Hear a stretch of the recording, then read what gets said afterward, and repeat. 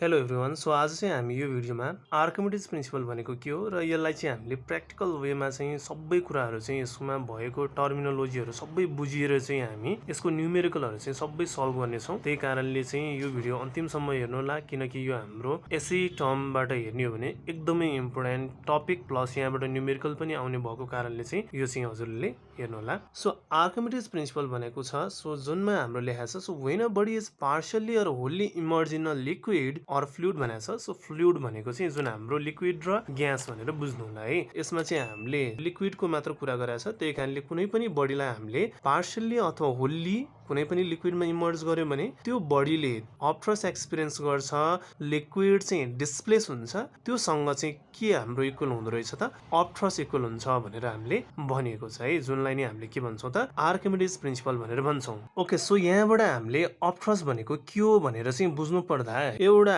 बल छ। अब यो बललाई चाहिँ मैले यसरी इमर्ज गराएँ है, यो वाटरभित्र यसरी होल्ली अथवा पार्सली इमर्ज गराएँ भने अब यो बललाई मैले यसरी छोडेँ भने यो के हुन्छ होला हेर्नु त। यसलाई छोड्यो भने के भयो, यो माथि आयो। सो माथि आउनु कारण चाहिँ के रहेछ भन्दाखेरि बलले चाहिँ एउटा सर्टेन फोर्स एक्सपिरियन्स गर्दो रहेछ भित्रबाट, जुन हाम्रो वाटरले अपवर्ड फोर्स चाहिँ यसमा चाहिँ दिने रहेछ, जस कारण चाहिँ यो बल चाहिँ के हुन्छ माथि चाहिँ आउँछ है, जसलाई नै हामीले के भन्छौँ त अप्ठ्रस। त्यही कारणले के बुझ्न सक्छौँ यहाँबाट भन्दाखेरि कुनै पनि बडी चाहिँ होल्ली अथवा पार्शियली इमर्ज हुँदा त्यो बडीले के एक्सपिरियन्स गर्छ त अप्ठ्रस है। यही कुरा अब हामी यो आर्किमिडिज प्रिन्सिपलमा चाहिँ अब हामी बुझ्नेछौँ है त। ल अब यसलाई प्र्याक्टिकल्ली हेर्नु पर्दा जस्तै यहाँ हाम्रो एउटा बडी छ, हेर्नु है, यो एउटा बडी छ। यो बडीलाई चाहिँ हामीले यहाँ स्प्रिङ ब्यालेन्समा हेर्दा सर्टेन हाम्रो वेट देखाइरहेको छ है। सो यो कन्डिसनमा चाहिँ हाम्रो यो weight of a body in here भयो है। अब यो बडीलाई चाहिँ हामीले वाटर कन्टेन्ट भएको यो जुन हाम्रो ग्लास एज अ भेसल छ, सो यसमा चाहिँ कम्प्लिटली अथवा पार्शियली इमर्ज गर्दा के कस्तो हुन्छ हेर्नु है। ल के गर्यौँ त हामीले यसलाई वाटर भएको भेसलमा चाहिँ यसलाई कम्प्लिटली इमर्ज गर्दा यो कन्डिसनमा चाहिँ के भयो भन्दाखेरि यो बडीले सर्टेन हाम्रो अप्ठ्रस एक्सपिरियन्स गर्छ है। सो जस कारण चाहिँ यसको वेट चाहिँ घट्न पुग्छ, अघिनको भन्दा यसको चाहिँ कम हुन्छ। जब यो पार्शियली भनेको थोरै है, थोरै मात्र यसलाई हाम्रो यसरी इमर्ज गर्छौँ र यसलाई पुरै चाहिँ यसरी डुबायो भने चाहिँ यो के भयो, होल्लीवाला कन्डिसन भयो। अब यो कन्डिसनमा चाहिँ के भयो, पार्शियली अथवा होल्ली गर्दा चाहिँ के हुन्छ, यो बडीले अप्ठ्रस एक्सपिरियन्स गर्छ र अप्ठ्रस केसँग बराबर हुन्छ भन्दाखेरि यो भेसलबाट जति लिक्विड डिस्प्लेस भएको छ त्योसँग चाहिँ इक्वल हुन्छ भनेर हामी बुझ्ने गर्छौँ है। र यो हामीले मेजर गर्दा जति यसको वेट हुन्छ त्यति नै के हुन्छ त अप्ठ्रस हुन्छ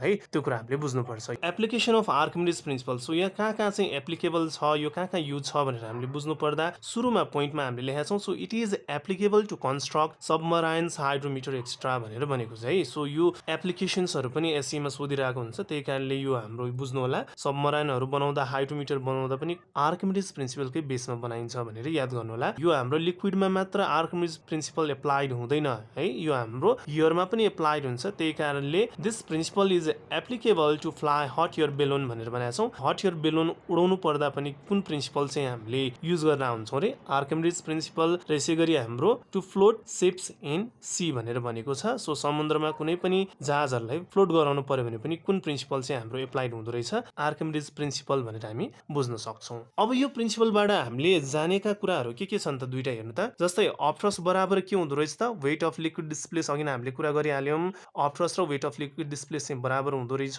र अर्को कुरा चाहिँ हामीले के बुझ्यौँ, weight of a object in air equal to weight of a object in water plus upthrust है।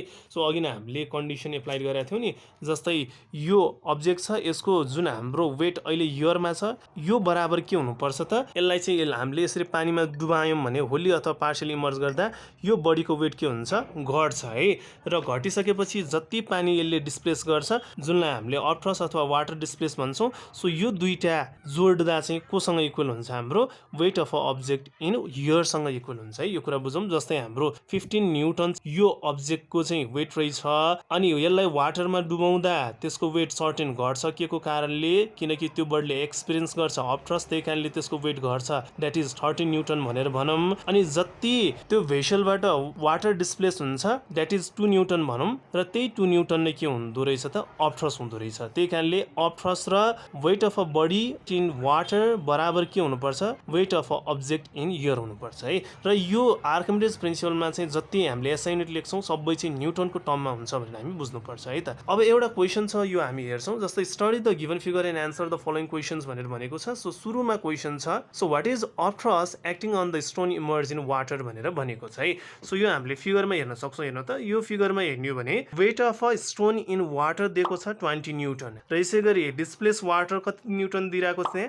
5 newton. From Archimedes principle we know हामीलाई थाहा छ अपथ्रस्ट बराबर के हुँदो रहेछ वेट अफ लिक्विड डिस्प्लेस हुँदो रहेछ। त्यही कारणले अपथ्रस्ट बराबर के लेख्न सक्छौँ हामी 5 न्युटन किनकि लिक्विड डिस्प्लेस कति भएको भनेर यहाँ देखाइरहेछ 5 न्युटन है। त्यही कारणले हामीले लेख्यौँ the upthrust acting on the stone immerse in water is 5 newton भनेर लेख्यौँ। So on which principle is the given experiment based भनेर भनेको छ। अब यो कुन एक्सपेरिमेन्टमा बेस्ड छ पास्कल्स ल कि हाम्रो आर्किमिडिज हुन्छ। यसमा चाहिँ आर्किमिडिज प्रिन्सिपल चाहिँ फलो हुन्छ। किन भन्दाखेरि कुनै पनि बडीलाई चाहिँ हामीले वाटरमा इमर्ज गर्दा उसले के एक्सपिरियन्स गर्छ अपथ्रस्ट एक्सपिरियन्स गर्छ र त्यही अपथ्रस्ट भनेको लिक्विड डिस्प्लेस हुन्छ र यो हाम्रो फिगरबाट क्लियरली हामीले लिक्विड डिस्प्लेस देख्न सकिरहेछौँ। त्यही कारणले यसमा कुन प्रिन्सिपल फलो हुँदो रहेछ त आर्किमिडिज प्रिन्सिपल भनेर हामी बुझ्न सक्छौँ है। थर्ड नम्बर क्वेसन छ so what is the weight of the stone in air भनेर भनेको छ। So weight of stone in air को फर्मुला हामीलाई थाहा छ equals to weight of stone in water plus upthrust हुन्छ। त्यही कारणले weight of stone in water हाम्रो कति दिएको छ यहाँ हाम्रो 20 न्युटन दिएको छ है।